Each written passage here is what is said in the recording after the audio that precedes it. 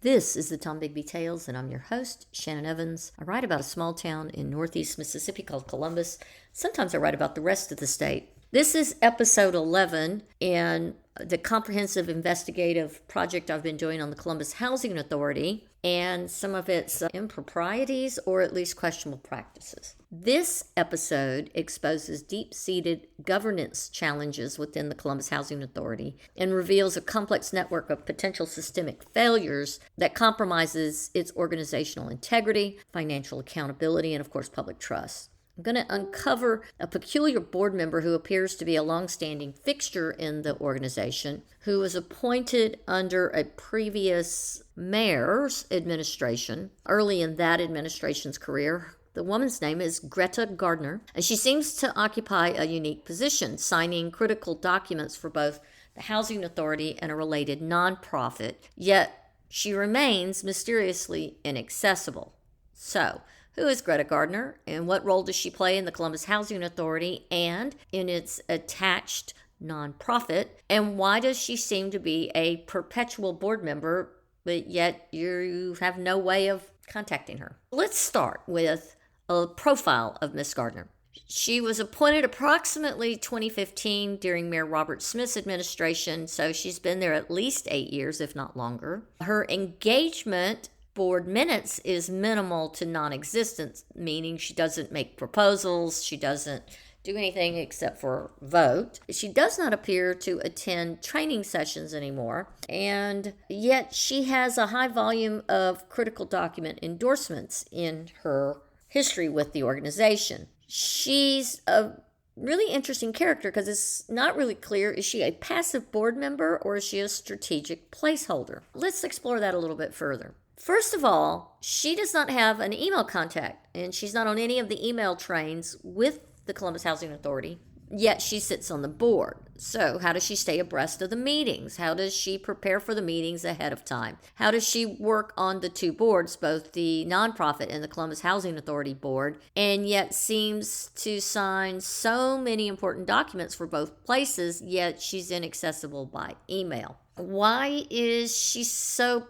powerful, apparently? Or is she powerful? Her name is on deeds, checks, and loans incurred by the Housing Authority's nonprofit arm. So I have questions. Is she even still alive? Maybe she's dead. Maybe that's why she doesn't have an email address. Or is she a super senior entity who lives in our town and who's on the board and it gets to stay there until she kicks the bucket, and she's maybe just a pity placement at this time? Or is she just a yes man rubber stamper for the executive director, and so she's kept on the board to always vote yes to whatever he wants? Or maybe she's just there for the $40 they get per meeting and the free Harvey's steak dinners they get. I just don't know. How did Gardner manage to secure 2 loans for the nonprofit for more than $1 million?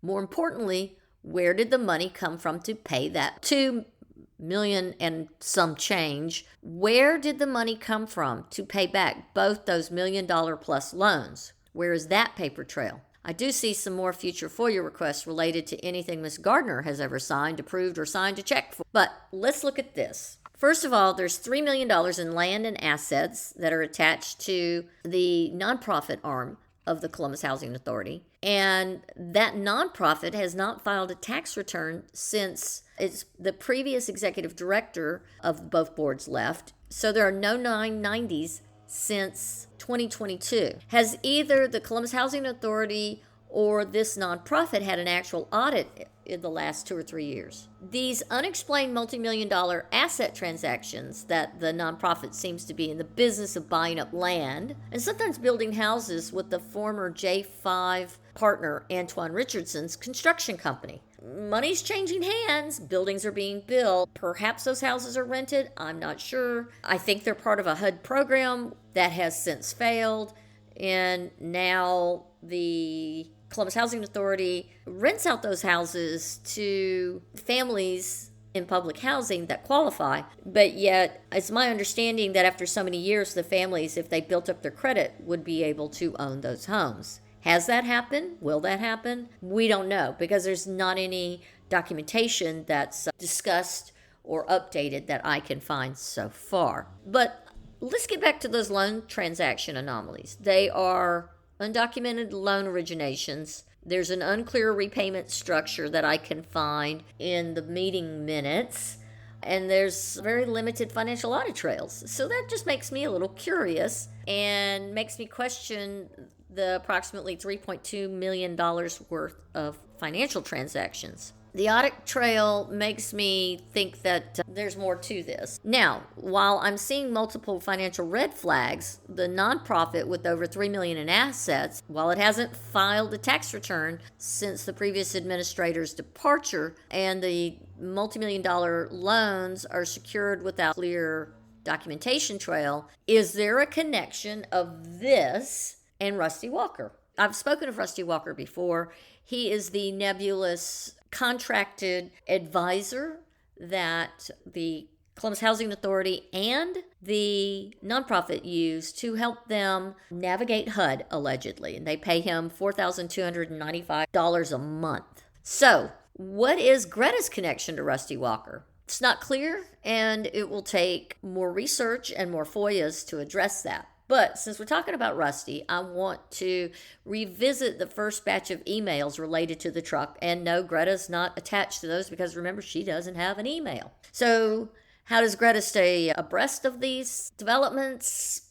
Don't know, but back to Rusty. In a series of emails that I have in my possession from a first FOIA request, Rusty is giving directions to Robert Guthrie, the executive director, in July, after the April draw had been made for the $60,000 for the truck. This is $59,000 and some odd change. That money, remember, got sent to the scammer. So now they need to come up with the $30,000 to pay Homer Skelton to start trying to get the truck title to the truck that they have in their possession, but they haven't paid for yet. So they need to secure their actual responsibilities for that truck. So this email is from Rusty Walker. It's to Attorney Jeff Turnage, it's to Robert Guthrie, and to a person named Sheila Hossley. Now, Sheila Hossley, we do not know who she is. She's not an employee of the Columbus Housing Authority or the nonprofit. The subject is coding for grant on the truck, and it's dated Monday, July 15th, 2024. This is several months after the truck fiasco when they figured out that they've been scammed. The topic is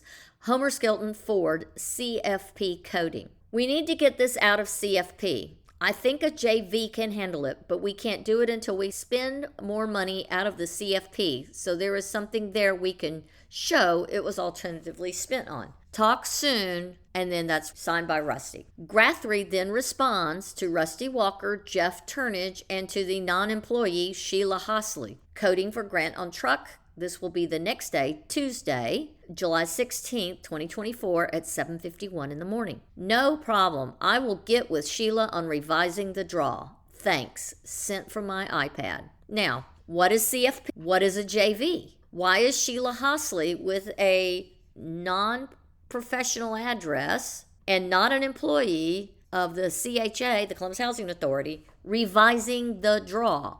Why is somebody whose email is sthedrifters at Bell South connected to RELOC with HUD? This is beyond me. The more I dig into this Ferdinand B. Walker, aka Rusty Walker of Gulfport, Mississippi, the more certain I am that something is amiss in the relationship between Walker and our housing office, and possibly all the other housing offices he is reported to have connections to. But more on that in a future episode. Let's just say that his statement of economic interest as an elected official in Gulfport make me think that there is far more than a conflict of interest between his company and his elected position. Why does the paperwork for the draws in April 2024 still have the former director, Ms. Taylor, as the agent in charge? What is going on here? Who is signing these documents for Ms. Taylor, since she's supposed to be the signatory? Who is actually signing the checks for both organizations?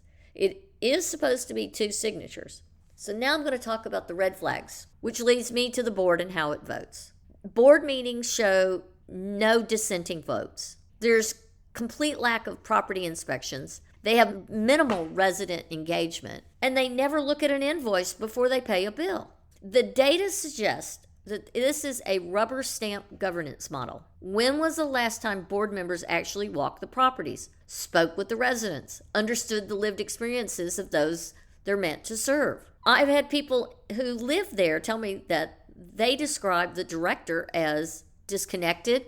He has minimal residential interaction and is perceived as more focused on his personal appearance than service. Let's go back to that board. The board that never, read never, says no. There's never a split vote based on the 2.5 years of meeting minutes from both organizations in my possession. Why? Are they just a society of rubber stampers?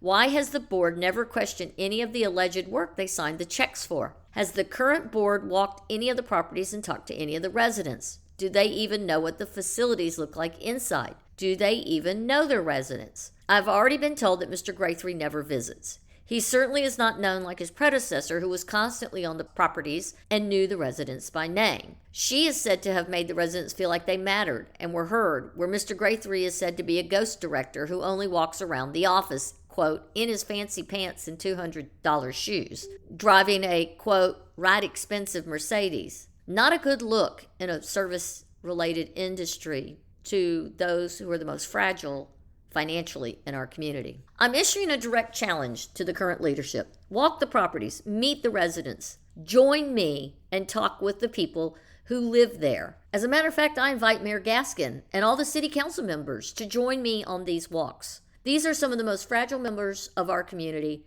and they deserve the dignity of some answers and a presence from the Columbus Housing Authority besides maintenance men. And FYI, their website is still under construction. So what in the hell is going on at the Columbus Housing Authority, and why is the board allowing this mess to continue? What will I find in the FOIA request emails that Mr. Graythree is fighting so hard to prevent me from having? Those ones that were first quoted to me as $7,000, now I will pay $711, and will every one of them be redacted? What will he hide?